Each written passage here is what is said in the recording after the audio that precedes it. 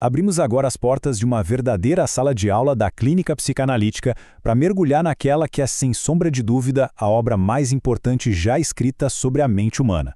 O nosso objetivo hoje é dissecar as engrenagens ocultas da vida noturna e entender com rigor e profundidade o método fascinante que Sigmund Freud nos deixou. Este conteúdo é uma produção da Estante do Inconsciente, o seu espaço de introdução e instrumentalização aos grandes textos da psicanálise. É com uma escuta atenta e muita curiosidade investigativa que vamos conduzir vocês por essa jornada. O nosso percurso de hoje vai passar bem rápido por estes 6 pontos. A via régia do inconsciente, o paradoxo do pesadelo, a anatomia do sonho, a técnica de interpretação, o manejo do esquecimento e, claro, como tudo isso se aplica na clínica contemporânea. Ponto número 1. A via régia do inconsciente. Vamos direto para a base da teoria. Afinal, o que é um sonho? Quando a interpretação dos sonhos foi publicada lá na virada para 1900, rompeu com milênios de tradição.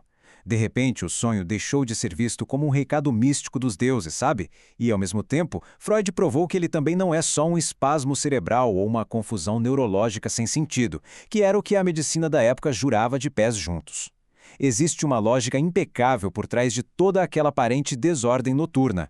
E a tese central, que muda tudo, é exatamente esta. O sonho é a realização disfarçada de um desejo reprimido. Essa é a famosa via régia, é a estrada principal e mais direta que nós temos para acessar o inconsciente. É por esta brecha na nossa censura que os impulsos mais profundos e muitas vezes totalmente inaceitáveis encontram um palco para acontecerem. Ponto número 2. O paradoxo do pesadelo. E aqui as coisas ficam bem interessantes. Porque assim que a gente concorda com essa premissa freudiana, a gente esbarra na grande pergunta. Se o sonho realiza desejos, como explicar o pesadelo? Como é que um sonho que te faz acordar com taquicardia, suando frio e apavorado, pode ser a satisfação de uma vontade íntima? A explicação é brilhante. O pesadelo acontece quando ocorre um verdadeiro colapso estrutural. O disfarce, a maquiagem daquele sonho, falha. A nossa censura psíquica toma um golpe forte de um desejo maciço que vem direto do inconsciente, do id. Só que nosso ego considera esse desejo aterrorizante. Então, aquela angústia formidável que a gente sente é, na verdade, o ego entrando em pânico total ao ver o reprimido andando na sua direção sem máscara nenhuma. Diante dessa invasão, acordar funciona como a nossa última linha de defesa. É o botão de emergência que a gente aperta para interromper o sonho. Ponto 3. A anatomia do sonho. Para entender como essa censura funciona, nós precisamos usar a metáfora da carta criptografada. Pense no sonho como uma carta que tem 2 camadas. De um lado, nós temos o conteúdo manifesto. Essa é a historinha que a gente conta quando acorda, sabe? O texto visível da carta, que geralmente é confuso e absurdo. Do outro lado, escondido, está o conteúdo latente. Esse é o desejo oculto, os verdadeiros pensamentos oníricos.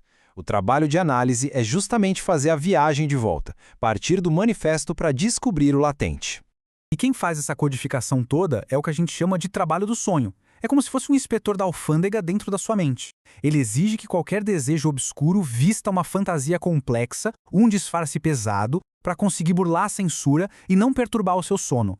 Um dos principais truques desse trabalho do sonho é a condensação. É quando o psiquismo comprime uma tonelada de pensamentos numa única imagem. Sabe quando a gente sonha com uma pessoa que tem o rosto de um amigo nosso, mas fala com a voz do nosso pai e veste a roupa de um professor da faculdade?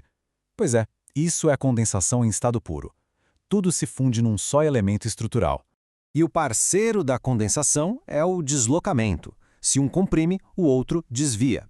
O deslocamento tira aquela carga emocional super intensa do alvo verdadeiro e transfere a energia para um detalhe totalmente indiferente. É uma tática clássica para jogar o sensor na direção errada. É por isso que muitas vezes no sonho, a coisa mais angustiante está esquecida lá no fundo do cenário, enquanto um objeto banal ganha todo o destaque da cena. Vamos para o nosso 4º ponto, a técnica de interpretação. Agora que a gente já entende a anatomia da carta, como nós, analistas, decodificamos isso na prática? Aqui é fundamental deixar uma coisa muito clara. A psicanálise recusa com todas as forças aqueles dicionários de símbolos prontos, sabe? Onde sonhar com um dente caindo é uma coisa, sonhar com água é outra. O método freudiano original baseia-se estritamente na associação livre. Os fragmentos que o paciente traz não são uma história fechada, mas pontos de partida. É a cadeia de memórias e palavras daquele paciente específico que vai guiar a gente de volta à mensagem latente. E a postura clínica para isso exige muita paciência e firmeza. O analista precisa atuar quase como um recipiente seguro, acolhendo e juntando cada um desses estilhaços associativos sem pressa. Porque cada fragmento, por menor que seja, é crucial para reconstituir aquele desejo que foi estilhaçado pela censura noturna. Quinto eixo: o manejo do esquecimento. E quando a carta simplesmente não chega? Aquele famoso "eu sonhei com algo, mas apaguei tudo assim que abri o olho". Esse esquecimento não é um erro de memória, é a pura resistência. É a mesma força que exigiu o disfarce lá no começo. Então, como a gente lida com isso na clínica hoje? Nós acolhemos essa falta de memória sem pressão. O interesse analítico se volta para os restos diurnos, que são aquelas impressões banais do dia anterior, e para os fragmentos que de repente escapam no meio da fala durante a sessão. O branco da memória fala e fala muito. E assim chegamos ao nosso sexto e último ponto: a clínica psicanalítica contemporânea. Trazer toda essa instrumentação arquitetada lá no início do século XX para o divã moderno não é mero preciosismo intelectual de jeito nenhum. A gente volta aos textos clássicos porque eles ainda são a âncora que nos permitem compreender, com rigor, a dor psíquica humana que aparece no consultório todos os dias. O analista de hoje usa o sonho e até mesmo aqueles pesadelos angustiantes como grandes integradores do sofrimento. Onde existe um trauma, existe uma ruptura na capacidade de narrar. Então, usar o material onírico ajuda o sujeito a dar contorno, a construir uma borda ao redor de tudo aquilo que ele não consegue verbalizar acordado. O sonho dá a sintaxe para a gente falar do que é indizível. Fazer essa viagem, saindo da fachada manifesta e mergulhando até a dura verdade latente, é um ato de coragem clínica. Decifrar a mente por meio dessa via régia é resgatar pensamentos enclausurados e devolvê-los para a luz da palavra, destrancando os códigos que o próprio sujeito teve que inventar para sobreviver aos próprios desejos. E esse é o brilho da interpretação que Freud nos deixou. O que começou como uma simples decifração de imagens virou a arte de escutar o sofrimento em sua forma mais primária e reveladora. Afinal de contas, quais verdades silenciosas o nosso próprio inconsciente está tentando contar através dos códigos de hoje à noite? Gostou de decifrar a via régia para o inconsciente? Selecionamos as melhores edições de A Interpretação dos Sonhos e de textos sobre a técnica psicanalítica, e deixamos os links para compra aqui na descrição e fixados no primeiro comentário. Adquirindo por lá, você instrumentaliza sua prática e ajuda a estante do inconsciente a continuar produzindo aulas de alta qualidade. Inscreva-se no canal, deixe o seu like e compartilhe com seus colegas de percurso.